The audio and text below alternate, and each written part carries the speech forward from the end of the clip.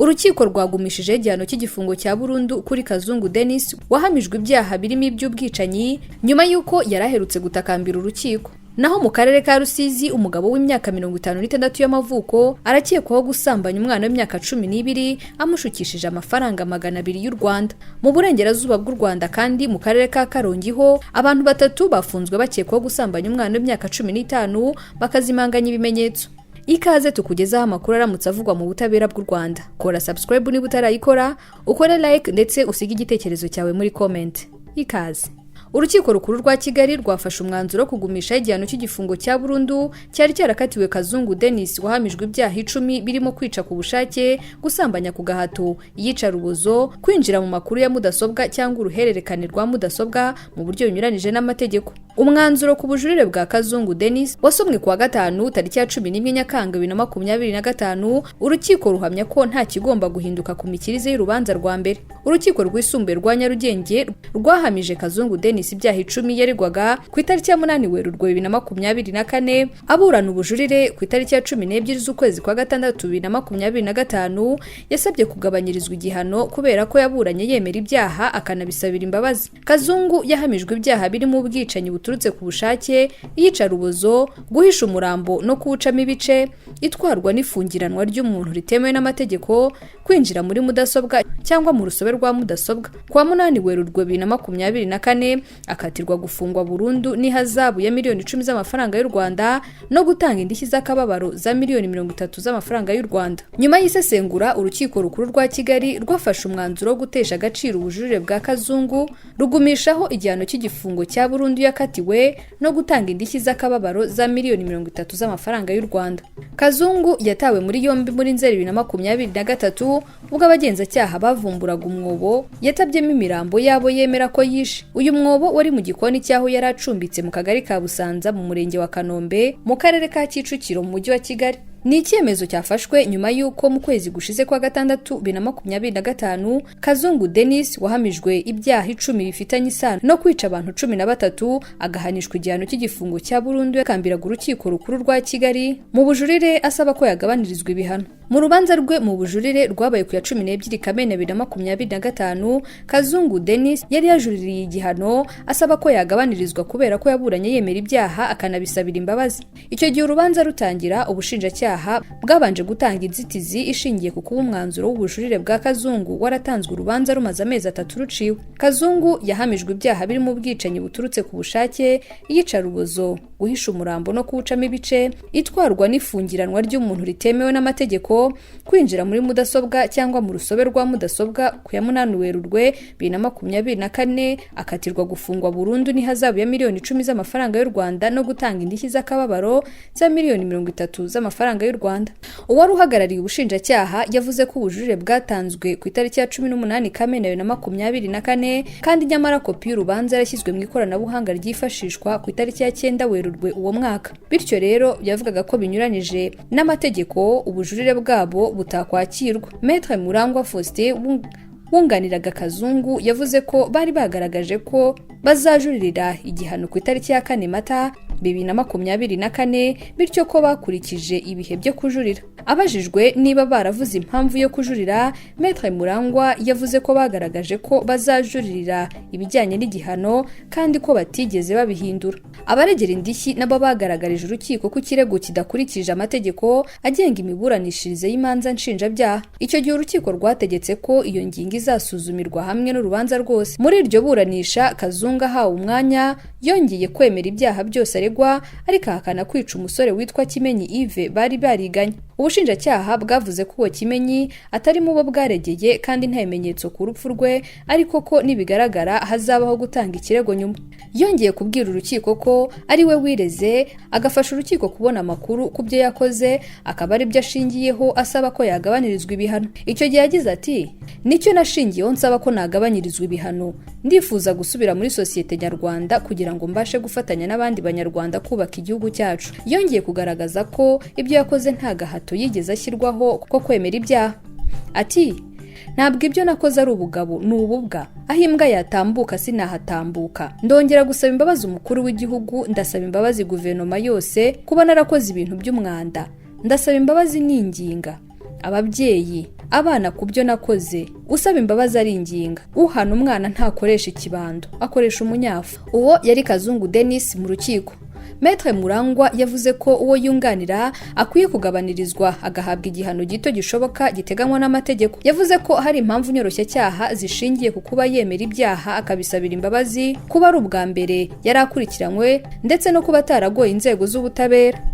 Ubushinjacyaha bwavuze ko adakwiye kugabanyirizwa ibihano bitewe n'ibyaha yakoze, uko yabikoze, uburemere bwabyo, ingaruka n'impamvu zatumye abikora. Abaregera indishyi bavuze ko igihano cye kidakwiye kugabanywa kuko yari afitemo ubwicanyi budasanzwe, ubugome bwo ku rwego rwo hejuru, bityo ko agarutse muri sosiyete yaba intambamyi ikomeye. Muri urwo rubanza kandi Kazungu yavuze uko yatangiye kwica.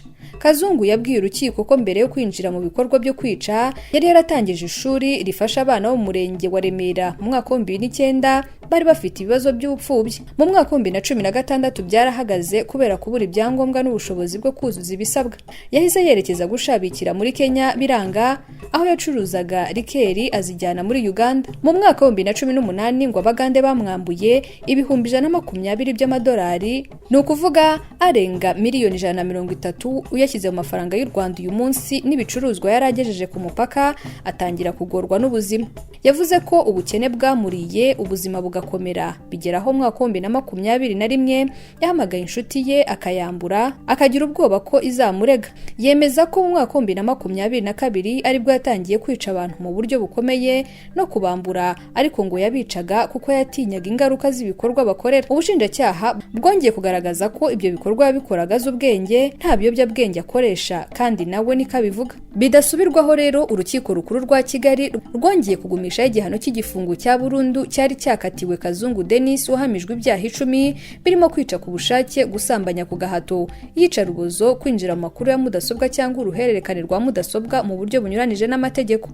Mu yandi makuru, mu burengerazuba bw'u Rwanda mu karere ka Rusizi, umugabo w'imyaka 56 y'amavuko yatawe muri yombi akekwaho gusambanya umwana w'imyaka 12 amushukishije amafaranga 200 akamusigaramo irindi 100. Ibyo ngo byabereye mu murenge wa Nyakabuye mu karere ka Rusizi mu burengerazuba bw'u Rwanda ku itariki ya 8 Nyakanga 2025. Umwana bivugwa ko yasambanijwe yari kumwe na bagenzi be bakina mu rugo rw'ukekwa. Uwo mugabo asaba abandi kujya kumuvomera, undi amubwira gusigara.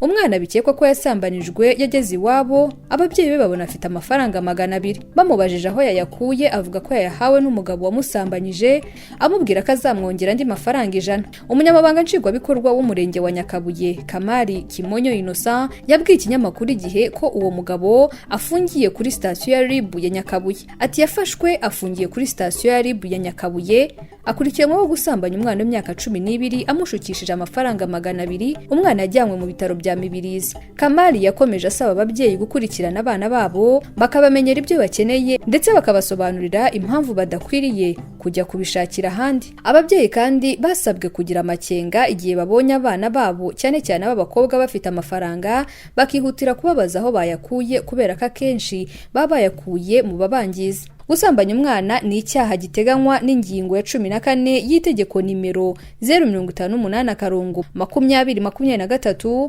ryo kuwa 4 z'ukwa 12/2023 rihindura itegeko nimero 027/2019 ryo kuwa 19 z'ukwa 9/2019 ryerekeye imiburanishirize y'imanza z'inshinjabyaha, aho igifungo kiva ku myaka 20 ariko ntikirenze imyaka 25.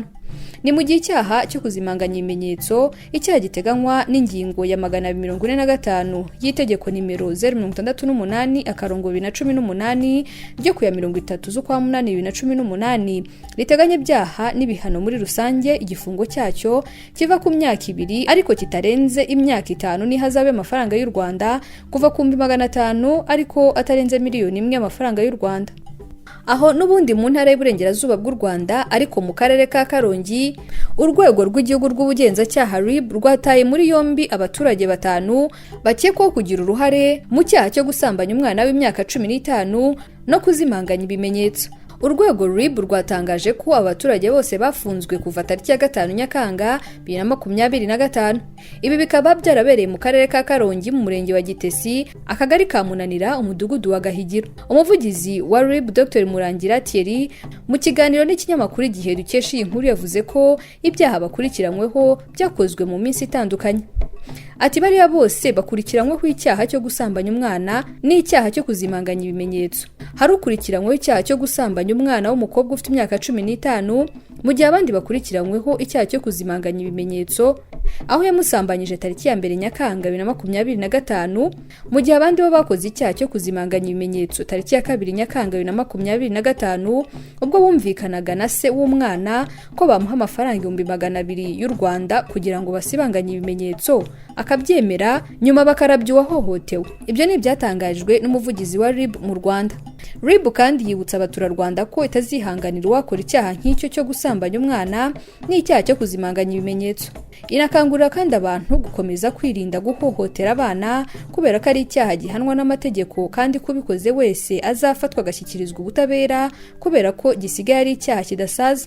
Ubu abafashwe bafungiye kuri sitasiyo ya RIB ya Bwishyura mu gihe dosiye yakozwe ikaba isigaje kohererezwa ubushinjacyaha. Gusambanya umwana ni icyaha giteganywa n'ingingo ya 14 y'itegeko nimero 058/2023 ryo kuwa 4 z'ukwa 12/2023 rihindura itegeko nimero 027/2019 ryo kuwa 19 z'ukwa 9/2019 ryerekeye imiburanishirize y'imanza z'inshinjabyaha aho igifungo kiva ku myaka 20 ariko ntikirenze imyaka 25. Ni mu gihe icyaha cyo kuzimanganya ibimenyetso icyaha giteganywa n'ingingo ya 245 y'itegeko nimero 068/2018 ryo kuya 30 z'ukwa 8/2018 riteganya ibyaha n'ibihano muri rusange. Igifungo cyacyo kiva ku myaka 2 ariko kitarenze imyaka 5 n'ihazabe amafaranga y'u Rwanda kuva ku 500 ariko atarenze miliyoni 1 amafaranga y'u Rwanda. Ayo namwe mu makuru akomeje kuvugwa mu butabera bw'u Rwanda. Reka nsoreza aha mbashimire mwese twabanye.